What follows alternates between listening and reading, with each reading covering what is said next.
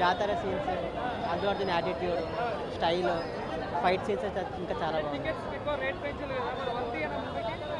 Tickets దగ్గర కొంచెం తగ్గిస్తే బాగుంటుంది, ఎందుకంటే అందరు మిడిల్ క్లాస్ వాళ్ళు వచ్చి చూడొచ్చు. ఇక ఫ్యాన్స్ అయితే చూడొచ్చు అన్న, ఇక ఫ్యామిలీతో తీసుకొని రాలేము అంతే. ఫ్యామిలీని తీసుకొని రావాలంటే రెండు బాగానే ఉన్నాయి. చాలా మంది అంటున్నారు లాగానే.